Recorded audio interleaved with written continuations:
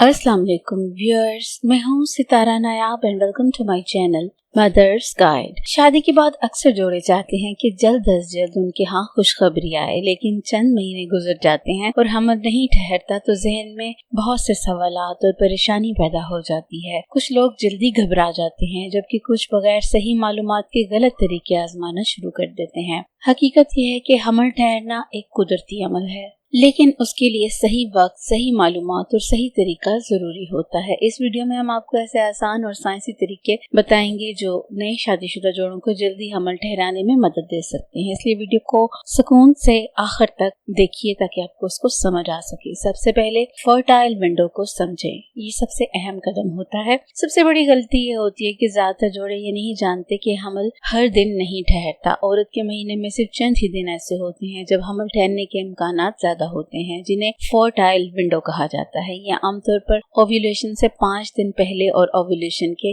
दिन तक होती है। ओव्यूलेशन वो वक्त होता है जब बच्चादानी में जो ओवरी होती है उससे अंडा खारिज होता है और ये तकरीबन 24 घंटे तक जिंदा रहता है, जबकि स्पर्म जिस्म में 4 से 5 दिन तक जिंदा रह सकता है। अगर आपका साइकिल रेगुलर है तो ओव्यूलेशन अमूमन दरमियान में होता है, लेकिन अगर साइकिल बेकायदा हो तो ट्रैक करना बहुत जरूरी हो जाता है। आप एप्स, ओव्यूलेशन किट्स या जिस्मानी अलामात जैसे सफेद लचकदार डिस्चार्ज या हल्के दर्द के जरिए इसको समझ सकती हैं। सही वक्त का इल्म होने से हमल के इम्कानात कई गुना बढ़ जाते हैं। ओव्यूलेशन से रिलेटेड हमारी काफी ज्यादा वीडियोस मौजूद हैं। आप हमारी playlist how to get pregnant को देखें तो आपको सब तफसील से समझ आ जाएगा। सही वक्त पर ताल्लुक कायम करना, कुछ जोड़े बहुत ज्यादा बार कोशिश करते हैं जबकि कुछ बहुत कम। दोनों ही सूरतें ठीक नहीं है। बेहतरीन तरीका ये है कि फर्टाइल विंडो के दौरान हर 1 या 2 दिन बाद ताल्लुक कायम किया जाए ताकि जब ओव्यूलेशन हो तो स्पर्म पहले से मौजूद हो। लेकिन यहाँ एक अहम बात यह है कि इस अमल को दबाव या प्रेशर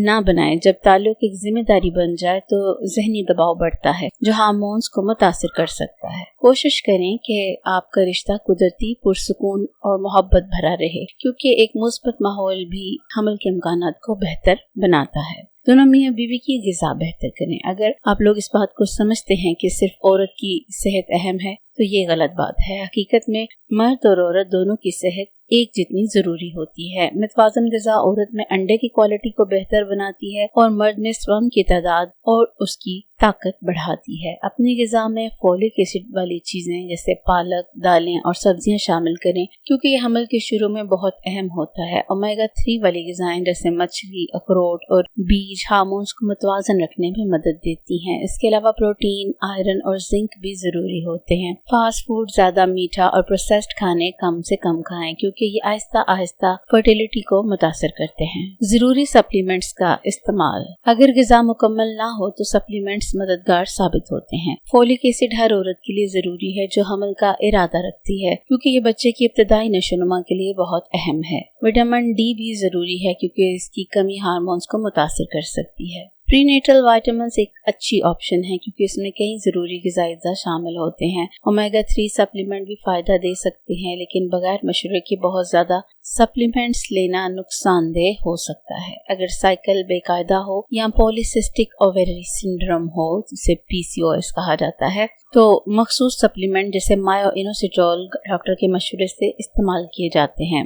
वजन का असर फर्टिलिटी पर बहुत ज्यादा होता है। ज्यादा वजन हार्मोन्स में खराबी और ओव्यूलेशन में मसला पैदा कर सकता है, जबकि बहुत कम वजन होने की सूरत में जिस्म खुद को हमल के लिए तैयार नहीं समझता और ओव्यूलेशन रुक सकती है। जरूरी नहीं कि आप सख्त डाइटिंग करें, बल्कि छोटी मोटी तब्दीलियां भी काफी होती हैं, जैसे रोजाना चहलकदमी, हल्की वर्जिश और मुतवाज़न ग़िज़ा। ये छोटे इक़दाम आपकी सेहत और फर्टिलिटी दोनों को बेहतर बनाते हैं। ज़हनी दबाव कम करें और नींद बेहतर करें। ज़हनी दबाव एक ऐसा अंसर है जिसे किसी सूरत में नजरअंदाज नहीं किया जा सकता, लेकिन ये हार्मोन्स पर बुरा असर डालकर हमल के इम्कानात को कम कर सकता है। ज्यादा सोचना, फैमिली का दबाव और जल्दी नतीजा चाहना सब स्ट्रेस बढ़ा देते हैं। अच्छी नींद भी बहुत जरूरी होती है क्योंकि जिस्म नींद के दौरान खुद को रेगुलेट करता है। रोजाना कम से कम 7 से 8 घंटे की नींद लें। खुद को पुरसुकून रखने के लिए हल्की वर्जिश, मेडिटेशन या अपने शरीक हयात के साथ अच्छा वक्त गुजारना भी बहुत फायदेमंद होता है। आम गलतियों से बचें। कुछ गलतियां ऐसी होती हैं जो अक्सर जोड़े अनजाने में करते हैं, जैसे ऐसे लुब्रिकेंट्स इस्तेमाल करते हैं जो स्पर्म को नुकसान पहुंचाते हैं, सिगरेट नोशी या अल्कोहल का इस्तेमाल या बगैर डॉक्टर के मशवरे के अद्वियात लेना। इसी तरह मुख्तलिफ गलत अकायद जैसे मखसूस पोजीशन से अमल यकीनी होता है, साइंसी तौर पर दुरुस्त नहीं होते। इसलिए हमेशा मस्तंद मालूमात पर ही अमल करें, सब्र रखें